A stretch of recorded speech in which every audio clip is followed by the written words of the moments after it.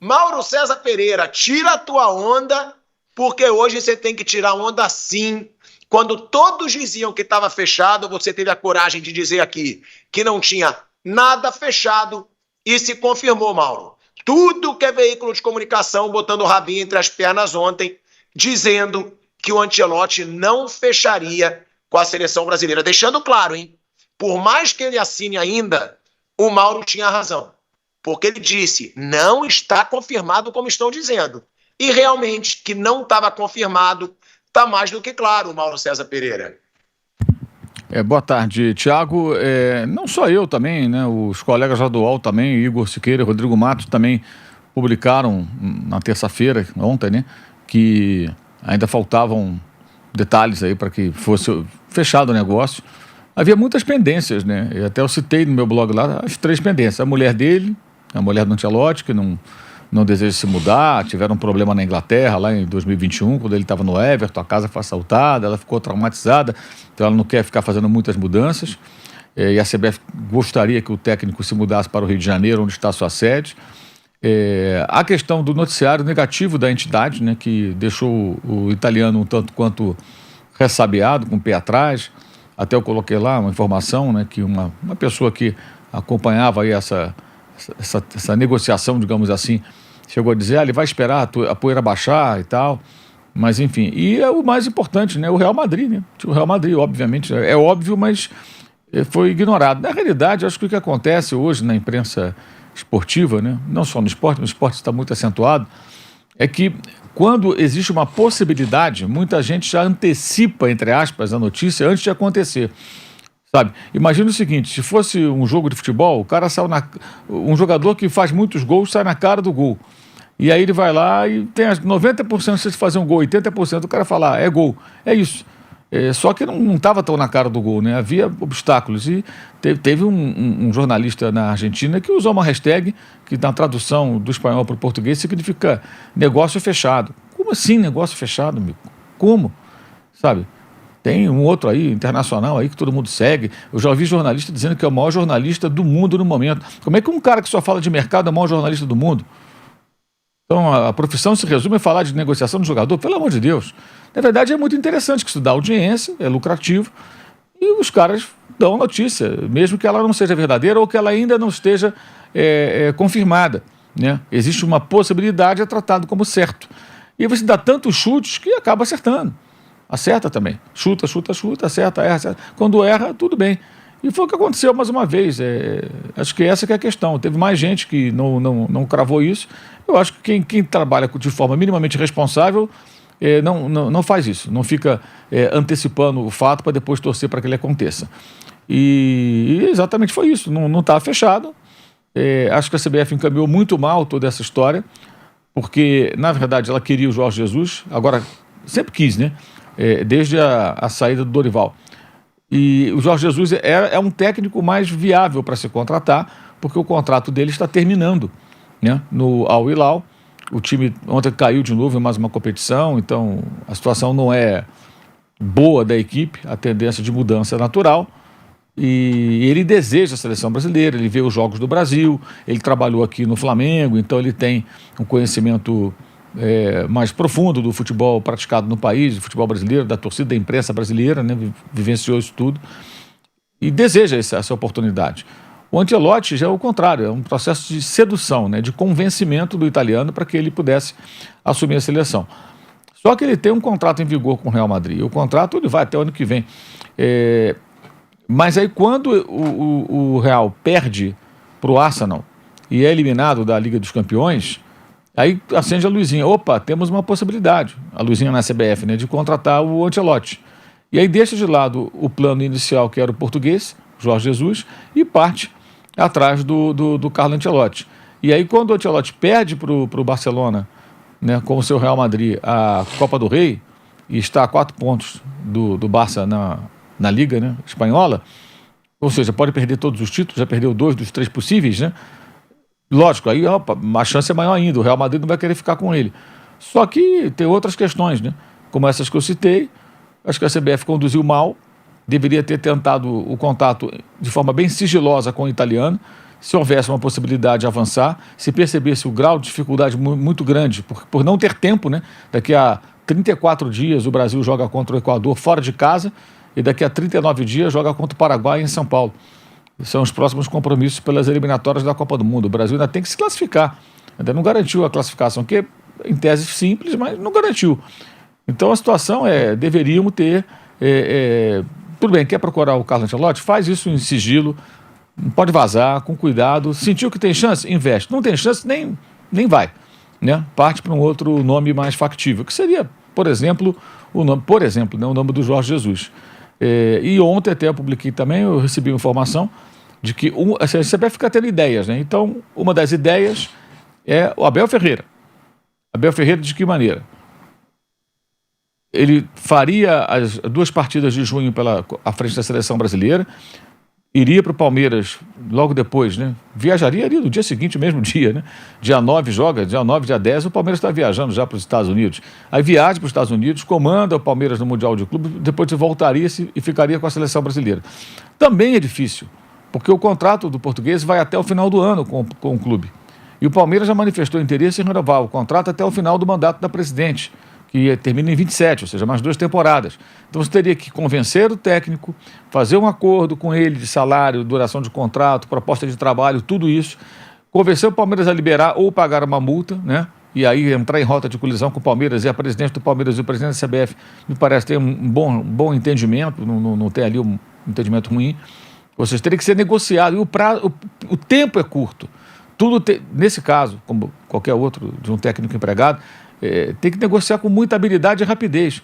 E a CBF não tem tempo, praticamente. Ela tem que agir rapidamente, porque esse técnico que vai ser contratado, ele precisa começar a pensar na seleção o quanto antes, para ter uma lista de nomes, para observar os adversários, planejar.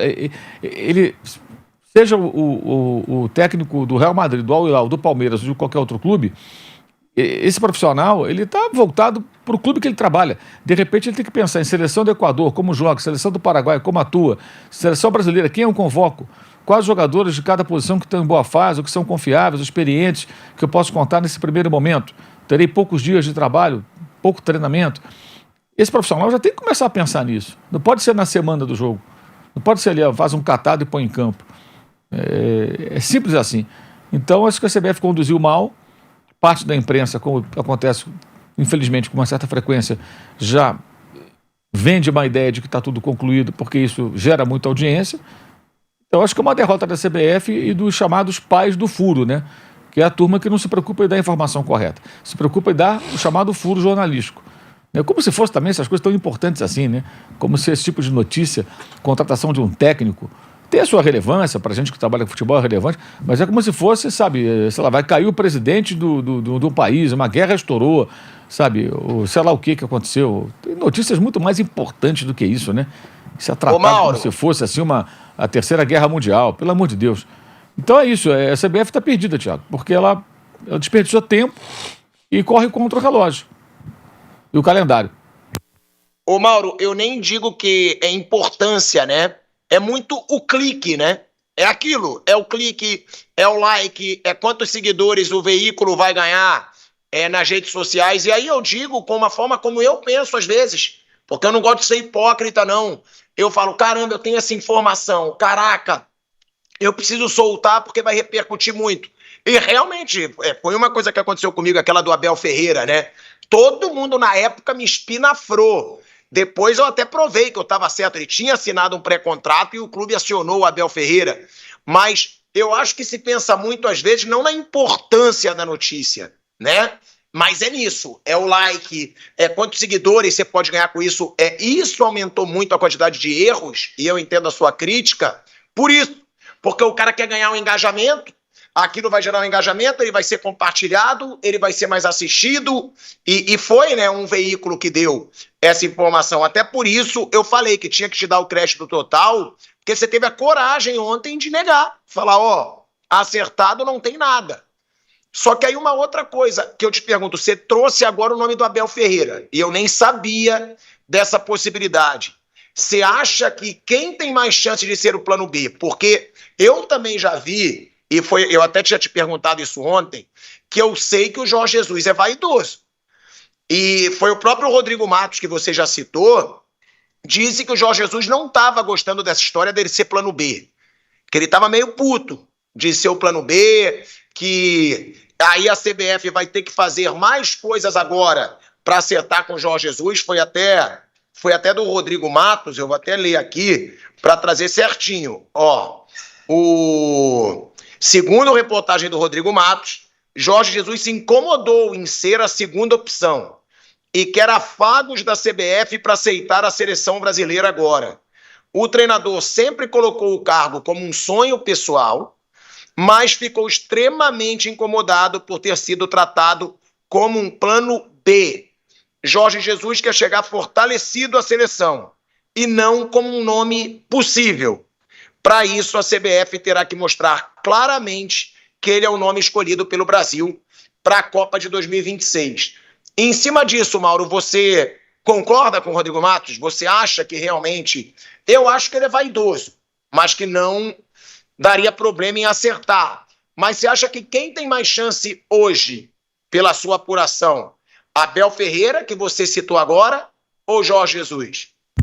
Assim, para deixar claro até, a informação que eu tenho sobre o Abel Ferreira é que o nome dele na CBF foi já pensado, tá? Ainda nem procuraram o Palmeiras, pelo menos até ontem, eu não tinha tido nenhum contato com o Palmeiras. Hoje até de manhã eu estive com o Danilo Lavieri, que é um jornalista do UOL que acompanha muito o Palmeiras, ele checou a informação e não foi procurado, não houve nenhuma conversa. Na verdade, a CBF fica tendo ideias, né?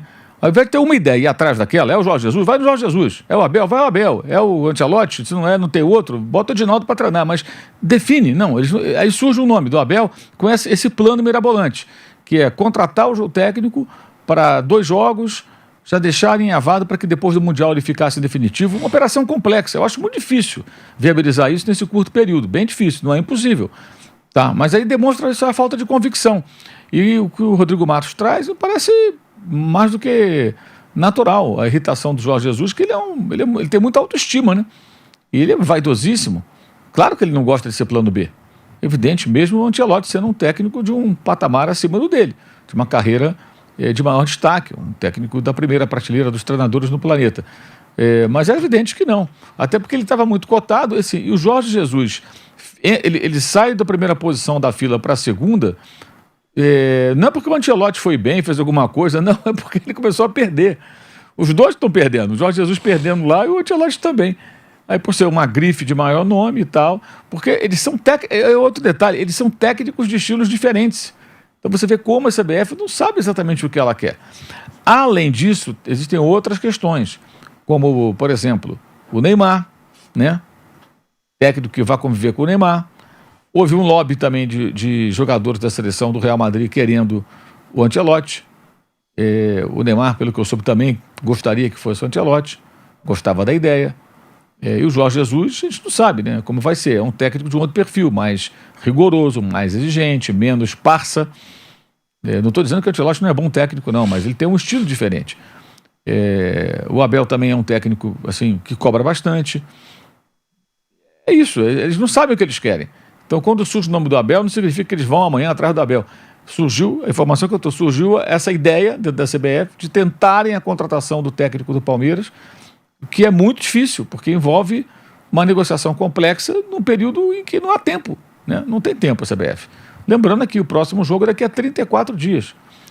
Mas é bastante tempo, 34, é bastante tempo. Se você tiver o cara trabalhando agora, pensando no jogo a partir de agora, vai definir isso quando? Uma semana antes? Né? 5 dias antes, porque o tempo está passando, né? E assim, até a negociação do Jorge Jesus envolve o Al Hilal, porque o Al Hilal também está no Mundial. Ele precisa se desvencilhar do clube saudita. Tem também esse entrave, esse pequeno entrave aí, pequeno ou grande, não sei, né? Ele precisa resolver a saída dele. Aí poderiam pagar uma multa, a multa ela cai de acordo com a proximidade do final do compromisso dele com os sauditas, mas também tem essa questão. E eu não tenho, assim, não posso afirmar porque eu não falei com o Jorge Jesus, mas a gente conhece o português e sabe como ele tem uma autoestima muito, muito elevada.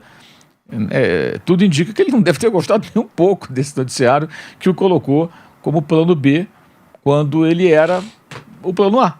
Ele era o plano A, era o nome que estava na pauta. Mas a CBF ela faz movimentos lentos, né? e confusos, né? Vejamos aí como vai ser.